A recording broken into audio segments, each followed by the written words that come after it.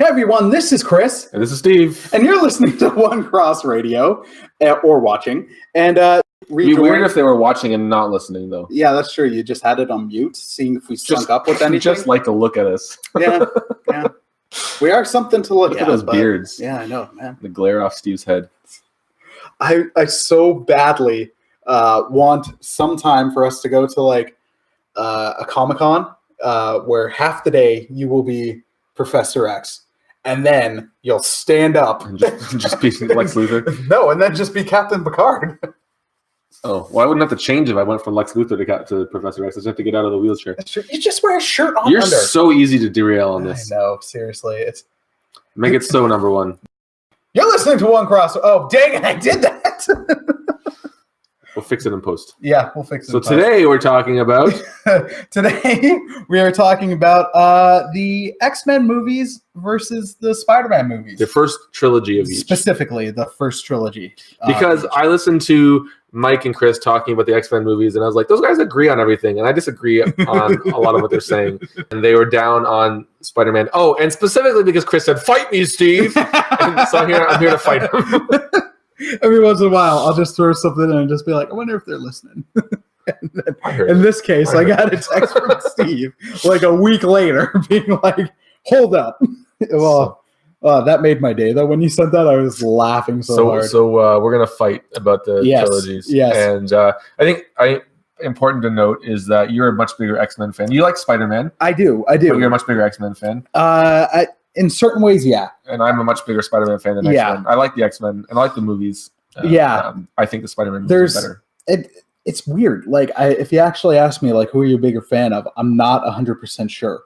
I really love some Spider-Man stories, and I really love some X-Men stories. Mm-hmm. And both have had two awesome cartoons from the 90s, but then Spider-Man had another awesome cartoon that they got rid of, which was stupid. Yeah. The cartoon wasn't stupid. Getting rid of it was stupid. Spectacular Spider-Man. Did you ever watch awesome. Wolverine and the X-Men? No. I heard it was good. I haven't watched it, but I tried, because around the time Apocalypse came out, someone made an X-Men an Apocalypse cartoon movie out of episodes from X-Men, Wolverine and the X-Men, and I got like 10 minutes into it. I'm like, I'm out. This is my thing. Anyways, so. Yeah, I guess in some ways I'm a bigger X-Men fan. Certainly movie-wise, I have been. I know it's outside the first three, but Spider-Man movie has yet to wow me the way that Days of Futures Past did. Fair enough. So, all right, but let's try to, specifically, as much as we can, try to keep it to the first three. So, yeah, that's the plan. Right. So here's my feeling on them. I think the X-Men original trilogy and the Spider-Man original trilogy are basically, although I mean, obviously there's superhero movies before this, they're the ones on which everything that's come since has stood on their shoulders from the MCU, right? And for the most part, I'll also give Blade some credit. Sure, I haven't seen the Blade movies. Yeah. And I put them, they're kind of a different camp. They're R-rated. They're not particularly superhero-y, but they're based on the comic books. No, it's similar to...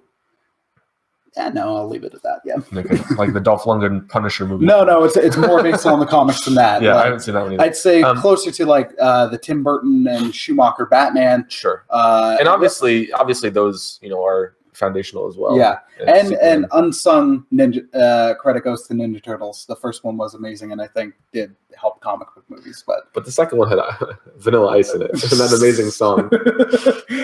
Anyways, we're going to do one talking about Ninja Turtles sometime. All right, sounds good. But I also think that I have a similar opinion about the trilogy in that the first one of each was pretty good, the second one of each was much better, and the third one of each was pretty bad. Yeah, that's fair. And I think they follow a similar arc and trajectory in that way, where the first one, they were good. The second one, they got to build on what they had done, and the third one, there was too much studio interference / changing directors / all kinds of other problems. Yeah. But here's the reason that I don't like the X-Men movies as much. I will admit that the Spider-Man movies and the X-Men movies, I feel, haven't aged particularly well when you consider them compared to other things. Yeah. I think that's true for all 6 of those movies. Yeah, that's fair. I feel like the good movies that have come since then, though, have been more like Spider-Man than like X-Men for this reason. The central conflict in the X-Men movies are kind of like these big, hokey, science-y kind of things that mass destruction is going to come because we're going to mutate all the world leaders. We're going to kill all the humans. Whereas Spider-Man have been much more personal conflicts, which is what Spider-Man is, right? It's part of the reason I like him. I mean, I guess New York City was going to get blown up in number 2, but there's still that really personal inner conflict between Harry and Spider-Man, between Doc Ock and Spider-Man. So, I mean, that's part of what, like, my thing is just the conflict in them. Like when we watch a superhero movie now, and it's another blue sky beam, as they say in Honest Trailers. You just made me realize though that X-Men from like '99 might have been the first one with the friggin' sky beam. Yeah, I mean, that central conflict, I think, has been, like a big part of why I like the Spider-Man movies better. And I would even say, if you look at them, The Last Stand, though I dislike that movie as a fanboy, I think it has a better conflict in terms of it's a more personal war, and it's overstuffed and all those other problems. But it's a little bit less hokey in that way, in that sense. So that's my take on it. I know that the Spider-Man movies have their problems. The first one is we talked about together in person. The CG isn't great. No. And I think also because you're trying to start with a team and you're going to put out your big hitters, you don't have time to develop the characters except for maybe Wolverine, which in the original trilogy, like you do with Spider-Man. Yeah. Like, well, Mike and I talked about that, where we're like, our joke was when it was X-Men Origins Wolverine, we're getting a Wolverine solo movie. What about those last 3 ones? And again, the Wolverine solo movie had so many other heroes in it. Again, the Blob and whoever Will.i.am was, and they redeemed Deadpool though, so I can roll with that. Do you know? Did you see that they're making the PG-13 cut where he's telling the story to Ben Savage? Fred Savage, whichever one was the one from. Gosh. It's him reading the story to him in bed with the Chicago Bears, just like nice. Princess Bride is my favorite movie ever. See, I've heard some talk of that, and I'm like, I'll be honest, I liked Deadpool too. Yeah, I liked it more. I know, and I liked it much more than one because there was stuff that I had to cut around.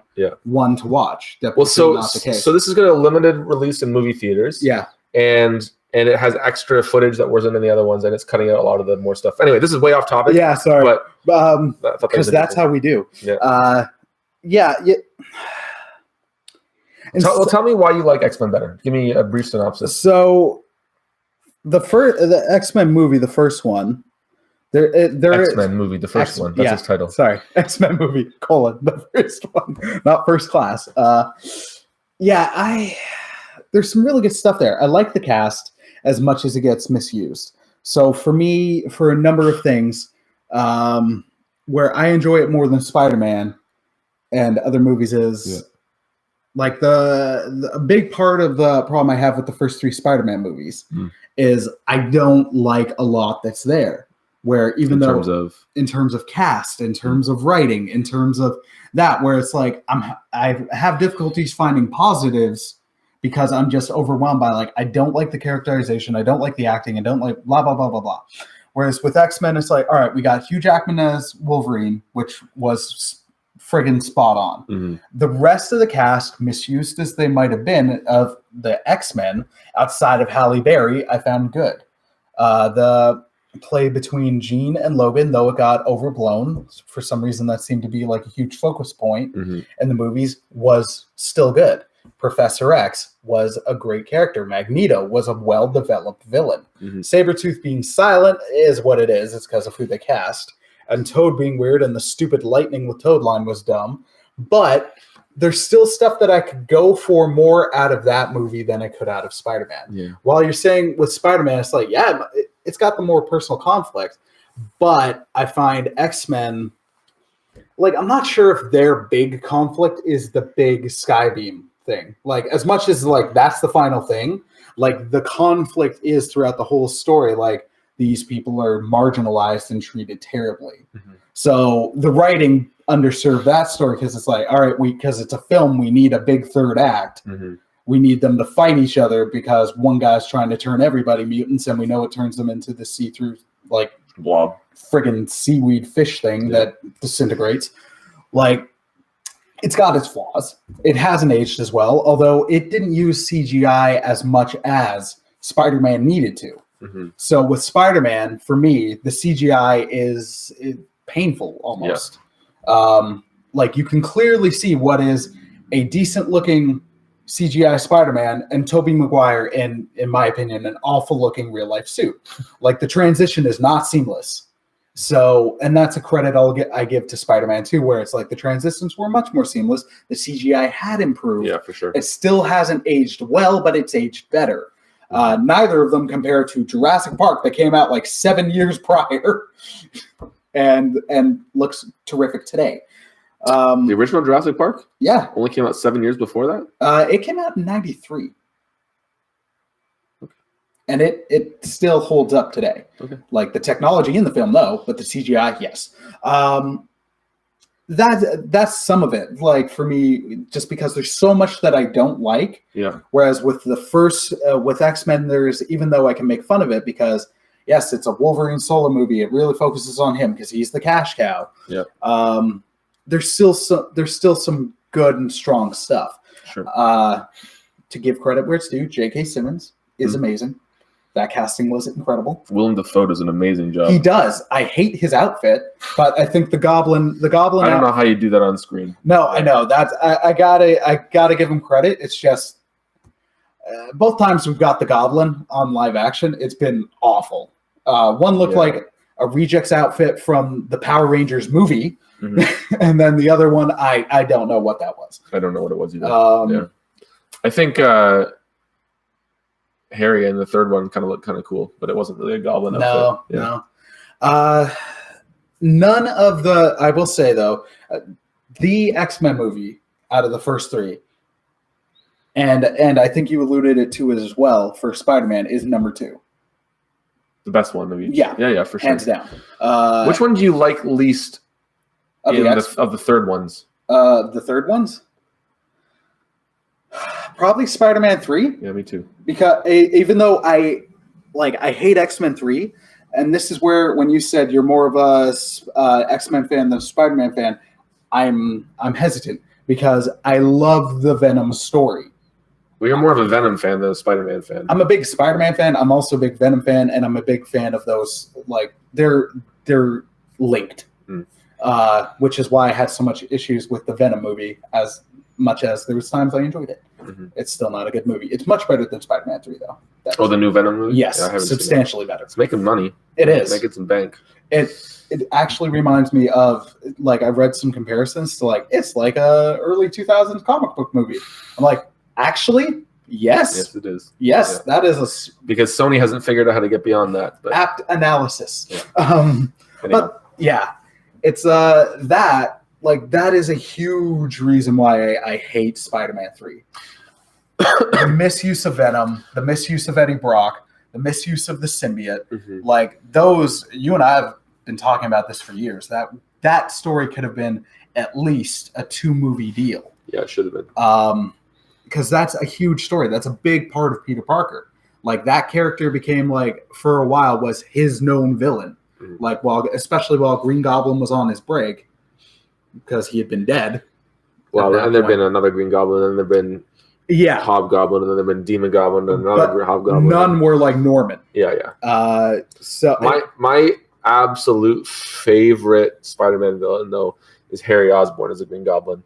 Mostly because of a series of comics in the 90s from Spectacular Spider-Man written by J.M. DeMatteis, where Harry dies at the end of it. Spoilers, but he comes back later. Spoilers. Comics. But I don't think there's any better comic book villain than him, just because of the personal connection. Like, it just you just hurt like reading it, because you're like, they love each other. They're friends. They're best friends, and this is just awful. Right? So that's part of the reason that I disliked.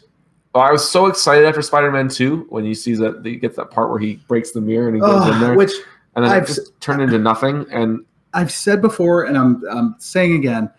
If they had ended the movie on that shot... What did they end it on? after that glorious shot where it's just like it fades to black, it's ominous. Yeah. It's let's have Mary Jane slow-mo run so she can say go get him, Tiger. In the wedding dress. In the wedding dress for like 5 minutes with Thomas Jane's Punisher all of a sudden. Yeah. Anyway, he has a random cameo in that scene. Yeah. Yeah. Well, but here's the thing.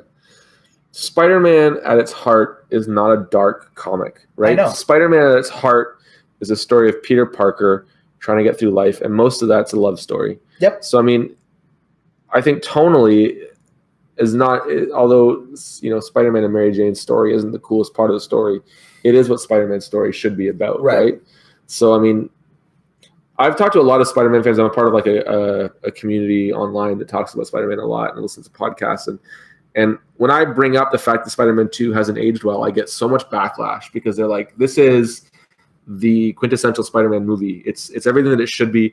And I'm like, yeah, I love it. But like, it's a bit cheesy in parts, a bit hokey.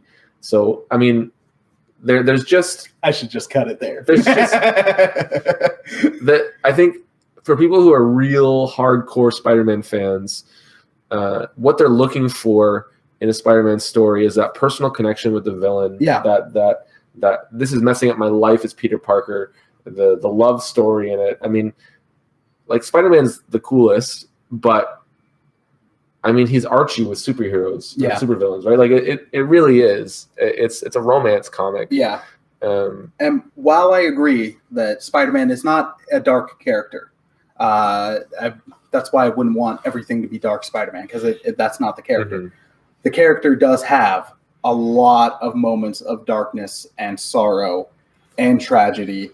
So that's where, especially in that scene, for if they're setting up what's to come, which is like, as you just described with Harry, this tragic, like best friends now like bitter enemies. Mm-hmm. Like that's where I really want a Spider-Man 2 to end there, because I'm like, that sells it. Well, if that movie had been made today, the movie would have ended with him and Mary Jane, and then there would have been a post-credit scene with Harry finding the stuff, and that would have been like as much as I love post-credit stuff. It's not a Marvel movie at all, but friggin' one of my favorite endings to a movie is Lord of the Rings: Two Towers. Mm-hmm. It's as Sam and Frodo are like, we're about to get into Mordor, and then Smeagol's all like, follow me, and it's evil. And then it just pans up, you see the friggin' ring wraiths on the dragons, and everything's just like, that's a sad, bleak ending. And it's a good setup for what's to come, because you're like, whoa. And it came out relatively at the same time. It's kind of similar to how Infinity War ends. I know, and I love it. Did Infinity Wars have any post-credit scene? Oh, yeah, it had the Captain Marvel thing. Yeah. And I love that ending, because at times, that is a powerful ending. Mm-hmm. One thing I'll say I didn't like about the Spider-Man movies is, and it was a symptom of comic book movies at the time, although I am a little more hard-pressed to think of it in X-Men, is that all the villains you had to have a sympathetic villain. It had to be justifiable. It had to be relatable. Yeah. And as much as people love that performance of Doc Ock, I'm like, I don't think of that when I think of Doc Ock. Yeah. However, the really popular game that came out for PS4 really built on that. It did. It did. I was going to say that. But they still did it where, even though he had a tragic story, it's still amped up like he's bad. Mm-hmm. Like when he became Doc Ock, he's bad. He wasn't going to self-sacrifice. He was given the option like 10 times, and he didn't do it. Mm-hmm. The Spider-Man movies, each one, I think for except Venom, because they underwrote him and didn't know what the heck they were doing due to studio pressure. Like all of them had this like the tragic, sad story. So it's still like, we want them to have their redeeming moment. And X-Men, because the villain was, for better or for worse, always Magneto. Even though they were like, he has this sad backstory, they didn't try to be like, no, you're rooting for him to win. Except for in the more recent movies. You're still not rooting for him to win, but Michael Fassbender. Freaking love that guy. You're rooting for him, like except I don't know. Anyway, we'll move on. Yeah. So and I think that is a downfall of of some of those movies. Although they've matured in that. Yeah. I think in terms of when they try and make the villains not anything, just a villain that shows up, it tend to be very bland, right? You don't really care about them. Yeah. So I think one of the things they've done really well is figuring out how to make that villain not necessarily sympathetic, but have some deep psychological reasons for doing what they're doing. And I think the best one they've done, and I guess he is more sympathetic, would be the Vulture. They've really combined the Vulture with sort of Norman Osborn. He kind of is an amalgam between those two characters in Spider-Man Homecoming, right? Yeah. And again, like, they've messed up the ones that should have been easy to make sympathetic. So I mostly liked Amazing Spider-Man #1. Yeah. I think it needed a good solid sequel to strengthen it, and it went the opposite direction. But that should have been an easy one to make a sympathetic character out of, and they just went with Skybeam again. Yeah. And that was the time that the trend of blue Skybeams really started. And then the Ninja Turtles movie, like later that year, or shot for shot copied the plot of that movie. Like, it's so similar, it's crazy. Anyway, but and then again with Electro, they tried to make him in Amazing Spider-Man 2. They tried to make him sympathetic, and it was just like, what in the world did they do to him? And even with Harry in that movie, they just made him like a tool. But I guess, like, I have to admit, like, Sandman in Amazing Spider-Man or in regular Spider-Man 3 was like, what was that about? I love that you just said regular Spider-Man. I'm like, that's the comic title I would read. The regular Spider-Man. Or as we in the nerd kingdom say, adjectiveless Spider-Man. And I feel like we're going easy on X-Men. I mean, like, the first three, like, my biggest issue with any of the first three X-Men movies is Last Stand, because it's just such a colossal waste of such a huge story. Yeah. Like, the Phoenix Saga is a great story. The Dark amazing. Phoenix Saga is, and how you gonna mess it up? It's potentially twice. It's amazing to me, actually, how many parallels there are between the trilogies, right? Yeah. Because, again, X-Men ended with this shot of the Phoenix in the water, only to be really, really awful. Like, they ruined that. So, and Spider-Man had the shot of, like, oh snap, Harry's found the dungeon, or the back hidden room. Yeah, and I will say, that scene where Harry picks off Peter off his moped and they're fighting in the air while he's trying to get the ring was awesome. Like, that was a sweet. Like, I actually watched that before the movie came out. They released it, and I was like, oh man, this movie's gonna rock. And then I was like, that was the only good part of the movie they showed me. And it's like, Spider-Man 3 was the movie that taught me, like, all right, no, you don't judge a movie by its trailer. Yeah. Or no, you actually no, I'm because the trailer made the movie look amazing. Yeah. And it was awful. Yeah. And then now I'm much more hesitant to be like, oh, the trailer made the movie look awesome. I'm like, nah, I've seen some great trailers for some truly awful movies. Yeah. X-Men 3's trailer was great. Yeah. But the movie was crap. And again, both those movies were overstuffed with characters. Yeah. Which, I mean, X-Men was already, it's hard with a whole ensemble movie to do them justice. And that's where I'll give credit to the later movies.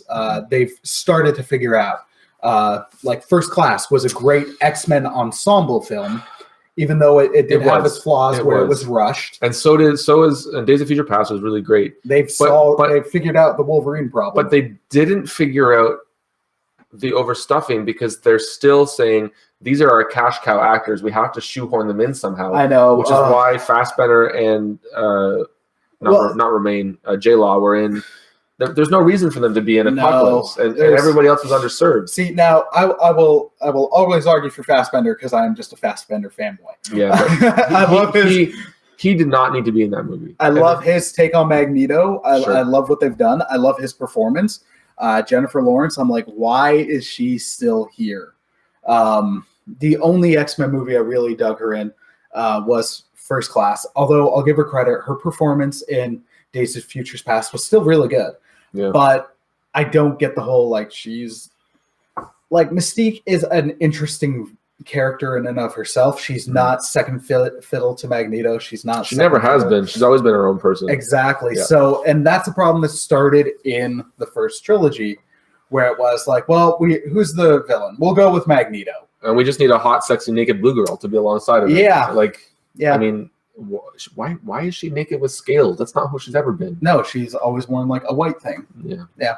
I guess it's easier. It makes more sense to think that she can transform if she's not wearing clothes. But yeah. Anyhow. And some of it might be like, well, certain things work in a comic book, like Wolverine's yellow spandex, that might not work on the big screen. As much as I still love to see Wolverine in yellow spandex. It doesn't need to be spandex, right? They've done the Avengers with the costumes. Anyway, and so you saw the brief shot, and at the end of the Wolverine, it was an alternate take where he was given a gift, and it was his costume. I would have been like, damn, son. Out of the first two, I find the X-Men, and I'm hesitant to call it a trilogy. Like, trilogy is a sticking point for me. But the series with the first three movies for both, although I will say, I guess Spider-Man, the first three are actually more of a trilogy. There is a continuing story. Same director. Same director, and yeah, I'll give it that credit. I definitely think that the X-Men first three are, for me, better. There is more stuff I enjoy. There's not as many things that frustrate me, especially until we get to three. But that's the case for both of them. Although the Venom hurdle is the one that's like really tough for me to get by. And I'm with you. What the heck was that with Sandman? Yeah, that was dumb. I will say, and I think I'll defend this. I think Spider-Man 2 and Spider-Man 3 have unparalleled action scenes. I don't think any movie has. I mean, obviously, like Avengers: Infinity War had incredible effects and great spy, but there's something about watching Spider-Man swing between buildings while fighting Dr. Octopus and climbing up and down that clock tower and doing it on the train. That just the physicality of it, like it didn't look like it was a green screen.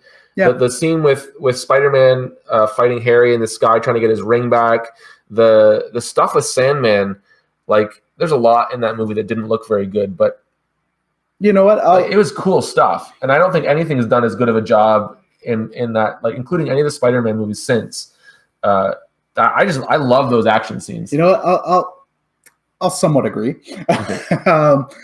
And I outside of X-Men 3, which is I'm now realizing is weird because of how much I hate it.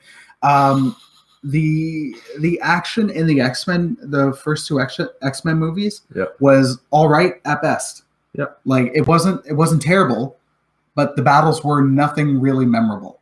Yeah. The only good fight I'd say, like there's some good like Wolverine running around, like the mansion was great. Yeah. But when it's like him against Lady Deathstrike was all right. That was pretty cool. The Nightcrawler, actually, the Nightcrawler action sequence. But that's the bar. And here's the thing about it is that Nightcrawler action scene was cool because he's a very similar kind of power set to Spider-Man in terms of physicality, right? Acrobatic. Yeah, and that makes for fun things to watch. Swing with his tail. Yeah. And I will, now that we're talking about Nightcrawler, I will point out that I think one of the big things I don't like about X2 is that Nightcrawler is probably my favorite X-Men. Yeah, that's fair. And they fundamentally misunderstood his character. He is the adventurous, swashbuckling, joyful, cheerful one. And I think because he's the Catholic guilt character. Yeah. He is Daredevil as Nightcrawler. Yeah. And I mean I think part of that is J.J. Abrams, he really used the X-Men to make a commentary on homosexuality, which is fair. That wasn't J.J. Abrams. No, not J.J. Abrams. Sorry, Bryan Singer. They look like each other. He's as a gay man, he wanted to make that, and I think that's fair to do that. He's coming from where he understands, and there's some parallels that I can get there from there. But he doesn't get faith. He doesn't understand how that works, and there's a bit of redemption for Nightcrawler helping Storm at the end of it, but he's not a likable character except for that he has cool powers. Yeah, and Nightcrawler is supposed to be the one that everybody wants to be afraid of, but can't help but like because he's such a cool guy, right? And they did a better job in Apocalypse, but they still didn't do much with him. I don't even remember what they did. I've watched that movie once. So I said it with Mike, I'm saying it now. How are you going to mess up Angel twice? I've been waiting for that. Twice, son! I've been waiting for that to come out. Yeah. And it's not from Spider-Man 3, but that's where I'll give Venom the movie credit, even though they done messed up. They done messed up a lot. They had a better understanding of the character in there than they did with Spider-Man 3. Tom Hardy's a better actor than Topher Grace, too. And I like Topher Grace. Yeah. And you know what? I found his scene, his like, I want you to kill Peter Parker scene. Yeah. Weird as it is, I'm like, you know what? I'm digging the performance there. After that and before that, I'm like, really? Mm-hmm. But Spider-Man 3 is a mess. X-Men 3 is a mess. But it gave us Kelsey Grammer's Beast, which is spot on casting. Yeah. Ellen Page is Kitty Pryde, which is good. Kitty Pryde is a cool character. Yeah. There's a nice couple moments in that movie, like Logan lighting his cigar off the burning burning thing. I'm like, that is spot on. I do think it's funny. I watched through all of these movies with my wife, and I watched through a bunch of them with her sister and brother-in-law, my sister-in-law and brother-in-law as well. And they liked X-Men 3 better than the first two. And I will give it this. I think the reason that most of us don't like it is because we know what the Dark Phoenix saga should have been. Yeah. We know who these characters are. And I think they were underserved. But for someone who doesn't know and doesn't care, it's a more cinematic movie. It has a pretty good story to it. It has high stakes that aren't hokey, right? It's this war between mutants and humans and this cure. And it's not sky beams. It's not some weird science about if you focus too hard on people, they die through Cerebro. I can see why people like that one. And I actually, if I can turn off my fanboy nerd rage, I think it's a fun movie. Like it's a disappointing follow-up, but it does okay for what it is. I like that movie much better than I like Spider-Man 3, because I just think Spider-Man 3 just fails on all of those levels. It doesn't do any of the things it's supposed to do. Yeah.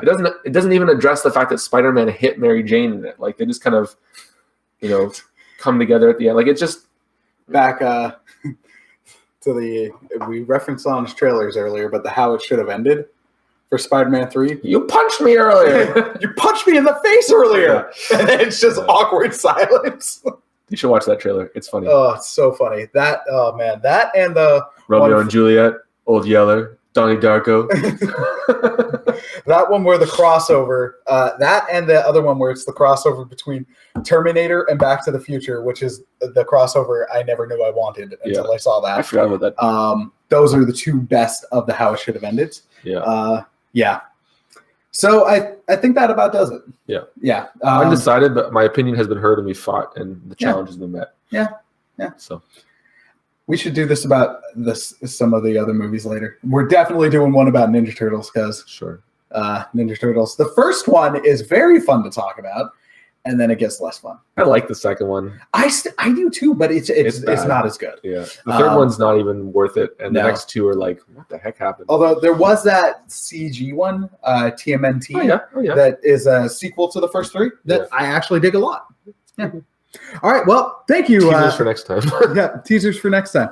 Well, thank you, dear listener. Hope you enjoyed today's episode. I also do find it funny when you said turn off your nerd brain. I can't. I find it difficult to do that. No. And with some people, like if I have comic book fans ask me about movies, I'll be like, wait, so how much do you know? And they're like, I don't know anything. It's like, all right, then you actually might enjoy this. Yeah. And I'm like, if you know remotely anything or a lot, you're going to hate this film. My brother-in-law that I was talking about earlier, one of his favorite superhero movies is Green Lantern. Oh my gosh, no. Yeah.